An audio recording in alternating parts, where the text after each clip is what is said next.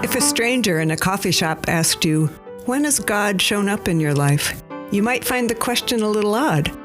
But if you paused, chances are you'd have a story to tell. At St. Mark's, we believe God is at work everywhere, and everyone has a God encounter story.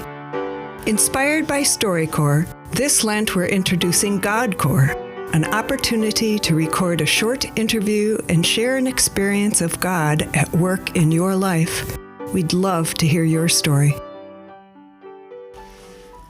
Well, hi, Sonja. Hello, Amy.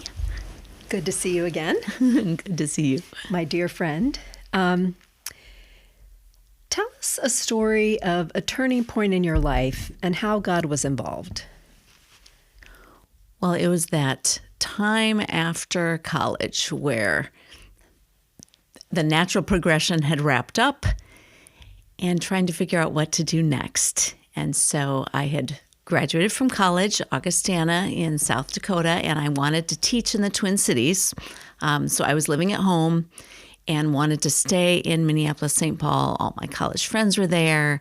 My parents were there. And it was a recession, and there were no teaching jobs. And so I tried for so many months, subbing and interviewing. I think I had maybe 8 interviews, and it never worked out. And I remember praying and asking God and reflecting. And there was a park about 2 blocks from my parents' house.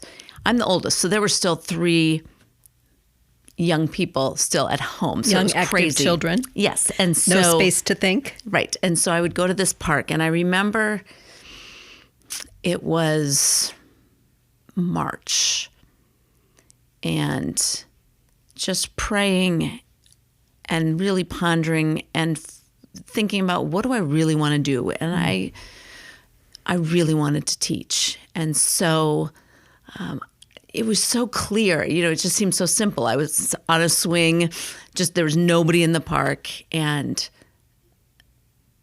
really coming to terms with, okay, God, I want to teach. I've tried so hard to be here. I think I need to let go of that control. And I remember so consciously saying, okay, God, thy will. I will give up my control. I will go wherever you want me to go because I know I want to teach. And literally the next week, I got a call saying, there's a job. If you come to Omaha, Nebraska, it's at this school. You will have it. And it was so surreal. I have goosebumps. And I had interviewed with Omaha Public Schools is enormous. And our education professor at Augustana said, everybody interview with them. They would come to campus. It's great practice, even if you never intend to teach there, which I did not. And I mean, this is a year and a half later, or at least a year later. And I was certified to teach high school English and math. And they had a position, half English, half math. Wow. And so that's incredible. The timing of it was so soon after I had promised God. And so, I knew the high school. There's 6 high schools in Omaha. I called an aunt and uncle. I have an aunt and uncle that live in Omaha. And I said, what do you know about this school? They said, well, it's the best high school in the state. Oh. And so I drove to Omaha, had my interview, and I had been through grueling interviews, hour and a half, ridiculous questions. And I show up at the school, and the assistant principal said, well, would you like to see your room? Like, there was no interview. And I said, yes, I would love to see my room. And they gave me the textbooks. And so I'm like, okay. They said, well, we'll see you in August for training, and then you start. And wow, that was a parting of the Red Sea moment, Sonja. It was so amazing. And I look at that.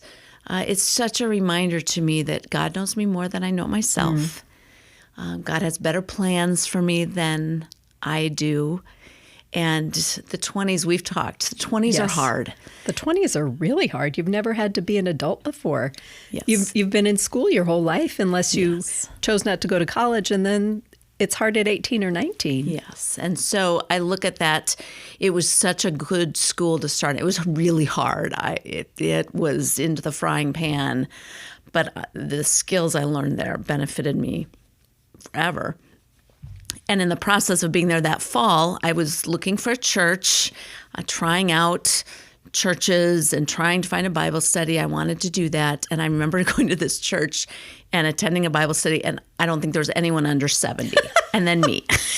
So I think it's so funny because I've never believed in these things, but this woman when the Bible study was over, she said, this maybe isn't a good fit for you, but she had a little card and she gave it to me, and it was for Bible Study Fellowship, the young adults program. How she had that card with her, I don't know.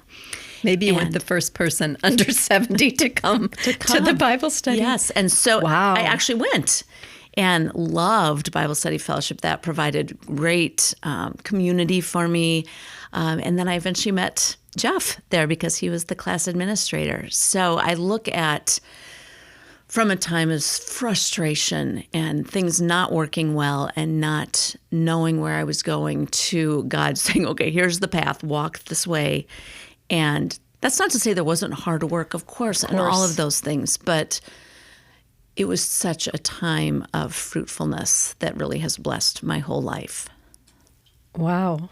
The thread of that experience is really remarkable. And for those of you who are listening, Sonja and I met in Bible Study Fellowship when her son Ben and my son Jonah were 2, and Jonah's turning 26 in a week. So we've known each other for a long time, and Bible Study Fellowship brought us together. Yes.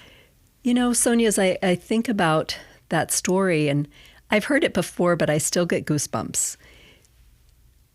What was it that was working inside of you during that time of frustration? And you've studied, you've wanted to be a teacher, you've studied to be a teacher, there are no jobs in the Twin Cities.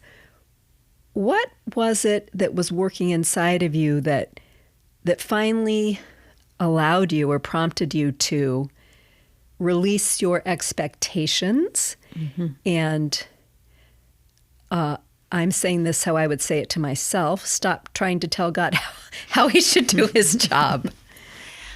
I think a lot of prayer, a lot of Bible study, just time. I sought out this park because it was a quiet place. I worry about today, especially today's youth, there's not quiet because you always have a phone with you. There was quiet. So I do remember hours. I would just go and swing. And there was hours to really think about, what do I want? And finally, just getting to, what is it I really want to do? I really want to teach. Okay. If that's my number one thing, then I have to let go of everything else. Right. And I think that's that. And I haven't heard God speak a lot in my life. I certainly hear God speaking to me in Scripture. Right. It's like, oh, this is very pointed. How did you know that was happening in my mind today? Exactly. But this was very clear.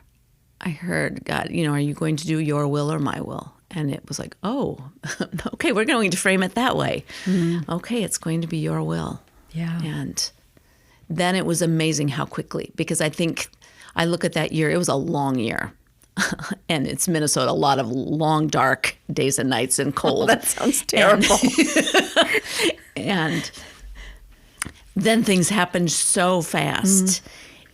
And just even the joy of that. So I knew, and then I could enjoy my summer and really have some lovely times with friends and then pack up and start afresh. Yeah. And I think that too is just, okay, grow up, you're on your own, figure this out. Yeah. But God was there too, certainly. Yeah. Wow.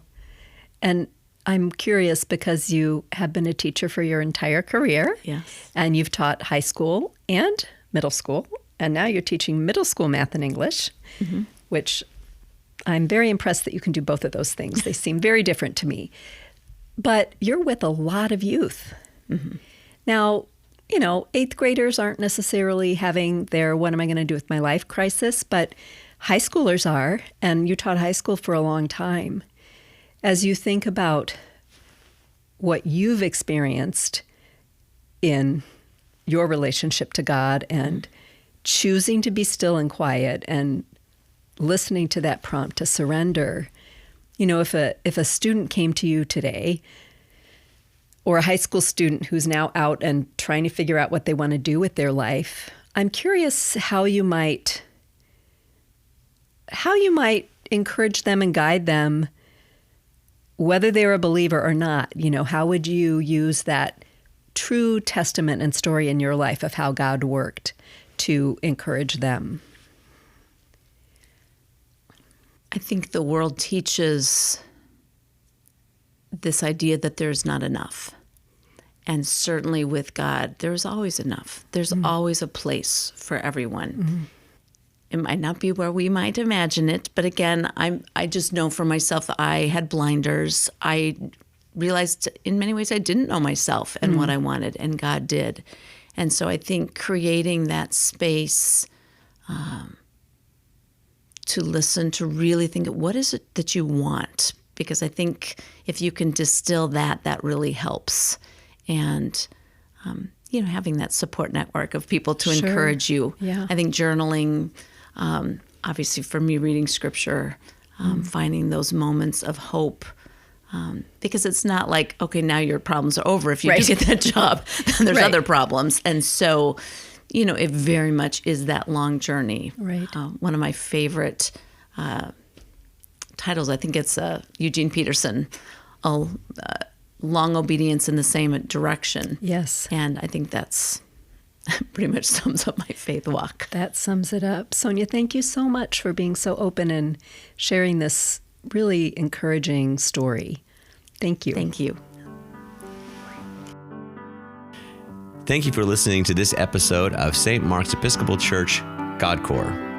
If you would like to record one of these episodes and tell your story about how you've experienced God, please use the link in the notes to schedule your time. We look forward to hearing your story, and we hope that you continue to tune in to hear ours. Thank you, and God bless you.